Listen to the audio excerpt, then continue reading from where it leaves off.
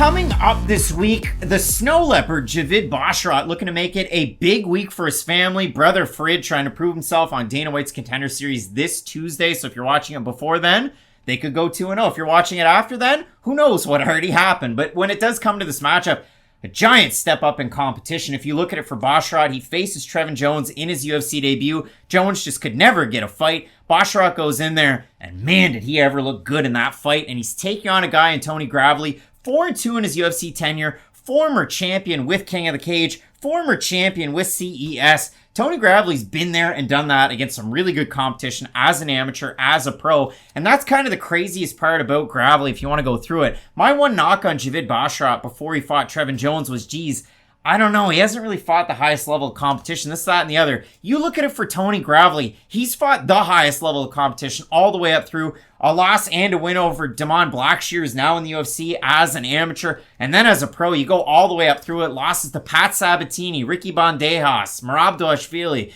Manny Bermudez. He had a fight against Patchy Mix. He had a win over Draco Rodriguez, Chris Mutino, Ray Rodriguez on Contender Series. And then in the UFC for Gravely, a fight of the night and a loss to Brett Johns. He also has a performance bonus win over Anthony Burchak. Finish wins over Burchak and Johnny Munoz Jr., which was Gravely's last fight back in June. Matt, when we do look at this matchup, pretty well buried on the prelims, but these are two really high-level bantamweights, and I think this is a very, very big fight coming up this week. It should be a very exciting one, too, and a high-level fight, because the good thing about Tony Gravely is he's kind of the perfect fighter to give somebody making their UFC debut. If they beat him, they're going to be a really good fighter, and if they don't beat him, then we'll see what happens. Because for Gravely, you just know what his game's about. You kind of know the foundation, you know the bare bones of it. He is a very strong wrestler, even though if you're a great submission artist, you can kind of capitalize on some of his wrestling. He is a very heavy-handed striker, but if you're very technical on the feet, you can find some of the holes in his game. And that's what's so fun about Gravely. You know what he does well? It's a very strength-oriented game. He does hit very hard, like I had mentioned. And that's the thing about Gravely, too. It'll be really interesting. It's almost like he has to figure out what the best fighting game plan is for him, and it's wild how experienced he is to be this far into his career, but some fights he'll come out and wrestle very heavily for the first round, some fights he'll come out and he'll try to box a little bit more and become a bit more of a striker. It's always very interesting for me to see what version of Gravely we get, because the best version is the one who can mix both together and become the fighter I always mention when I talk about this, the Chad Mendes. Make people think about your takedowns to then open up your power shots, because that's the only knock I have on Gravely's style is he doesn't have a great range-finding weapon to really close that distance other than the threat of his wrestling. Now, with the threat of his wrestling, he can land some of those overhand shots, but I think on the outside, the movement of Basharat's going to be really tough if Gravely's not able to establish either a clinch control early or something like a leg kick, a body kick, a jab, just something to keep the range in between them the whole time. Well, and a couple of things. I mean, I tried to do my best with that graphic just to show off slightly the height difference, because Javid Basharat will have a significant height difference, but range-wise, they're both the same. Now, when it comes to the movement on the feet, Tony Gravely going to plod forward. He will cut the cage a little bit, but if you look at it for Javid Basharat, some really, really technical footwork, and you can see that on display when he was fighting on the regional scene. Beating guys that he should have beat in a multitude of ways, and that's the big thing.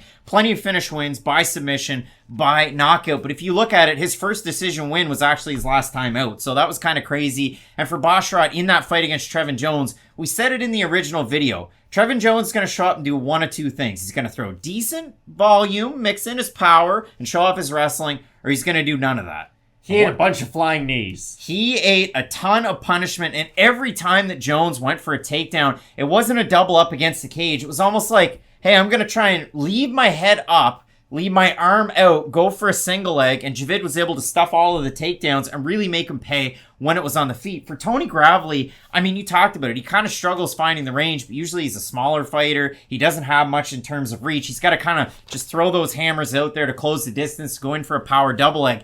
National, NCAA D1 trained wrestler at Appalachian State. You know, the team that completely upset Texas A&M last weekend, a huge win over there for App State. But for Tony Gravely, I look at it in terms of the X's and O's, and it is a lot of power shots. Sometimes he comes out and he's willing to strike. I think it just depends on the matchup. He comes out of ATT proper, used to always be out of ATT Atlanta, but Pahumpa Marcos Damata is his main coach over there. You look at the guys that he's training with. I mean, Kyoji Horiguchi in the smaller weight class, as well as Alessandro Pantoja for this matchup in specific. And if you look at it for Gravely in terms of the all-time bantamweight stats, first all-time in bantamweight history with top control percentage.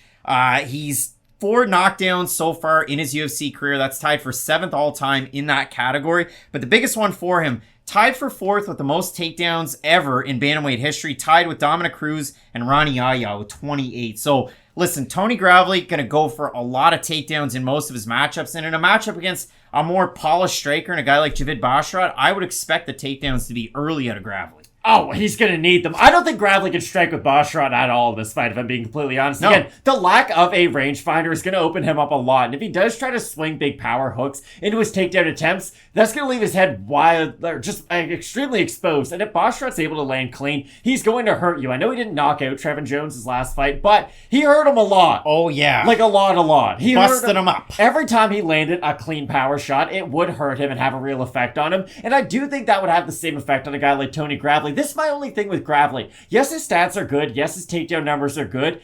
He hasn't fought another high-level round. Like, Dominic Cruz has only fought some of the greatest fighters of all time in bantamweight's history. Fought Brett Johns in a fight of the night. That was his UFC debut on short notice. Like, Brett Johns is a good fighter, but Brett Johns is now in Bellator. Like, for Gravely... Because he got the bag off a win. Gravely has been around for a long time, and he has a good record in the UFC. At this point, you would expect him to be fighting people who aren't just coming off making their debut, that's all. I thought Gravely would be fighting borderline top 15 talent by this point. Like, yeah, I think Gravely's a really good fighter. I just expected it by this point of his career, he would be fighting those fighters. It's just, this fight is so unique because it's the technique of Basharat, if he is able to land one of those clean counter shots on the in-between, really make Gravely pay for some of the advancements, or Gravely's going to get a hold of him and, like, early career Yoel Romero him. Just look really good with his wrestling, rinse and repeat over and over again. And if you do look at it for Basharat, completely switching things over in the last year, going to Extreme Couture, and that's the perfect camp to get ready for somebody like Tony Gravely. So when it does come down to the odds in this matchup, Gravely opened a plus 185 or thereabouts.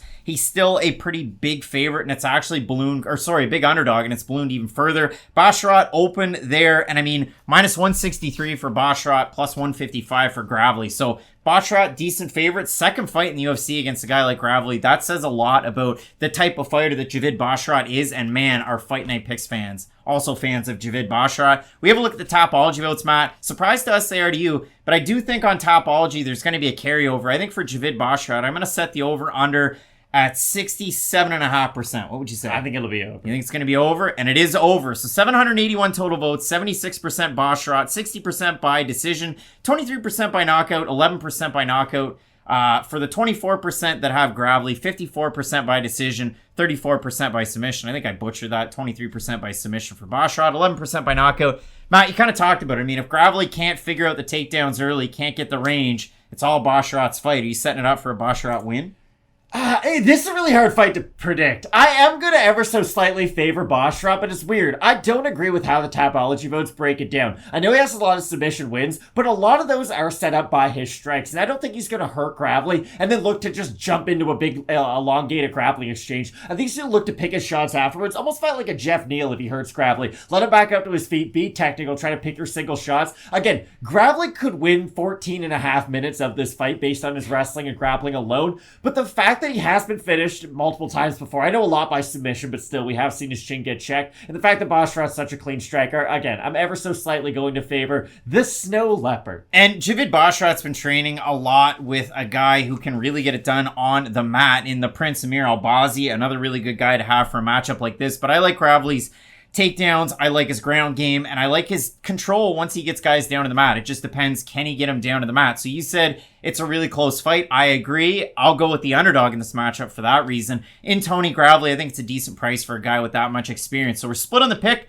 Matt going with the Snow Leopard, Javid Basharat. I'm going to go with a man of no fixed nickname, Tony Gravely, to get the win. Let us know down below in the comments section who you have in this matchup, and I know that you will because this is a very, very competitive one at the start of the prelims. A big-time fight in the main event in the same weight class. Corey Sandhagen taking on Song Yadong. You're not going to want to miss it. Keep it locked in with Fight Night Picks, as we always say. Let's get